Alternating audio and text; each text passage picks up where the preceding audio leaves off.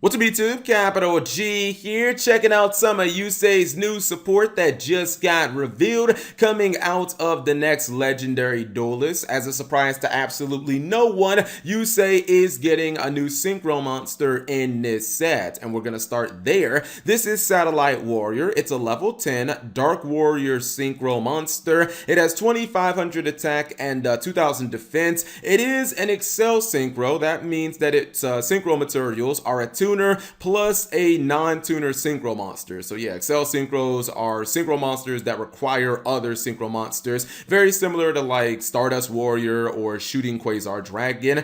It says that the first and second effects are both hard once per turn. Your first effect says if this card is synchro summoned, you can target cards your opponent controls up to the number of synchro monsters in your graveyard, destroy them, and if you do, this card gains 1000 attack for each card destroyed by this effect. Second effect, if this synchro summon card is destroyed, you can special summon up to 3 level 8 or lower Warrior, Synchron, or Stardust Synchro monsters with different names from your graveyard. So I'll be honest here, I was actually really disappointed in Satellite Warrior. The first thing that I noticed when I looked at this card was that the stat line wasn't very impressive, and generally that's not something that bothers me, but when you're talking about a level 10 Synchro monster only having 2500 attack in 2019, like what type of shit is that?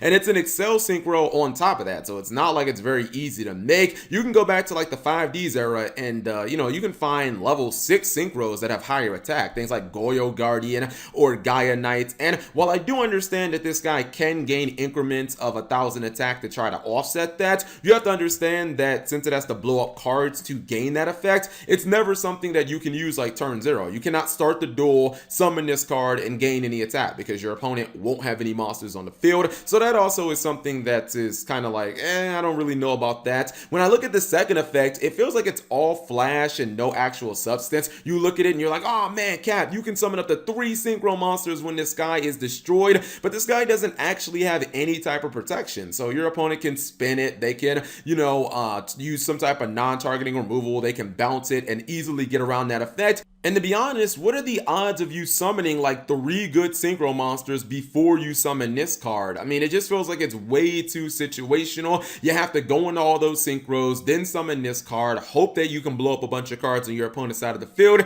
and then if this guy dies, summoning those monsters back is a legitimate backup plan. But that just all kind of feels like everything has to go right for this card to kind of be worth it. I actually feel like this is one of the worst Accel synchros we've gotten in quite some time. This card is nowhere near as good as like Blazar, Quasar, or even Stardust Warrior in my opinion. I was really expecting it to have some type of negation because most of Yusei's Accel synchros do have negation, but I don't know. I don't feel like this card is very good at all. Feels like kind of like a souped up version of Junk Destroyer, and that's like a 2010 Yu-Gi-Oh card. So yeah, I wasn't very impressed by this card. We have a new synchro monster that I guess is supposed to go alongside Satellite Warrior. This is Satellite Synchron. It's a level 2 Dark Machine tuner monster, 700 attack, 100 defense. You've got a hard once per turn on your first and second effect, but you can stack them both in the same turn. First effect says if a monster or monsters is special summoned from your graveyard, you can special summon this card from your hand. Second effect, if there is a synchro monster or monsters on your field or in your graveyard with Warrior, Synchron, or Stardust in the original name, you can make this card's level become 4 until the end of the turn. Honestly, there's not really a lot to say with this card. I mean, I think that it's always nice when you have these synchros, or excuse me, these tuner monsters that do special summon themselves, because it makes it obviously a lot easier to kind of synchro summon. I think that its effect shouldn't be really that hard to use. I mean, there are so many different tuners that summon themselves from the graveyard, so many monsters in Yu-Gi-Oh! In general that summon themselves from the graveyard. The second effect is cool. It's a level 2 monster that can double its level, which obviously can make it a little bit easier to go into like those high level synchro monsters. So I guess that's that's fine. This card just, it feels adequate. I guess that's the best description that I can kind of give this card. It feels incredibly straightforward. I can't find any like major negatives or downsides with this card. It's just perfectly adequate. It's like a fine card. Our final card is a counter trap. This is Scrap Iron Signal. Yep, just like Scrap Iron Scarecrow. It is a hard once per turn, and it says when your opponent activates a monster effect while you control a Synchro monster that requires a Synchro monster as material, aka an Accel Synchro. Negate that activation. Also, after that, set this card face down instead of sending it to the graveyard. So I'm gonna be very blunt here, and you guys will probably think that I'm being too harsh. I think the entire concept of this card was really fucking stupid. I don't understand why you would make a counter trap that exclusively works with Accel Synchros when it's pretty common knowledge Accel Synchros are incredibly difficult to summon. There's a reason why you don't really see people summoning Blazar Dragon, Quasar Dragon, and Stardust Warrior. You only see those cards summoned by enthusiasts, people who love Synchro summon. So making a card that exclusively works for them as like a primary defensive card doesn't make a lot of sense in my opinion. Now, if this card would have worked with any Synchro instead of just Accel Synchros, then it could have made a lot more sense. And even if it was going to be a card that just worked with Accel Synchros, why don't I even get to like destroy the monster I'm negating? I know it's kind of been a theme in recent years to make these cards that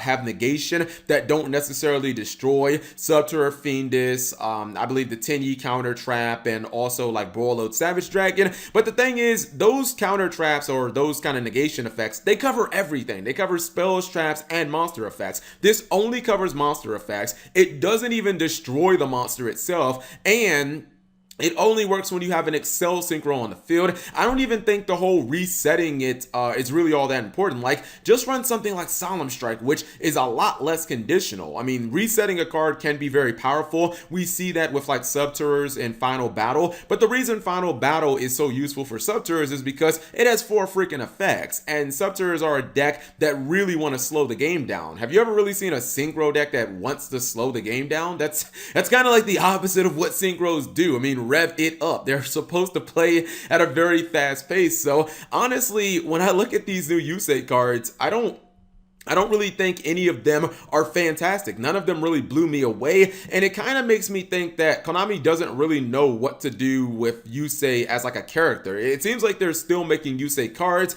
as if we're in the 5Ds era, as if we're in 2010, 2011. Like, they're making all these Synchros that really aren't that good, and it feels like they've forgotten that usually you have to go into Link monsters, then start going into Synchros. So I don't know, man. I feel like this support isn't nearly as good as like the Jaden support that I covered yesterday, but maybe you guys disagree. If you do, let me know what you think in the comment section below.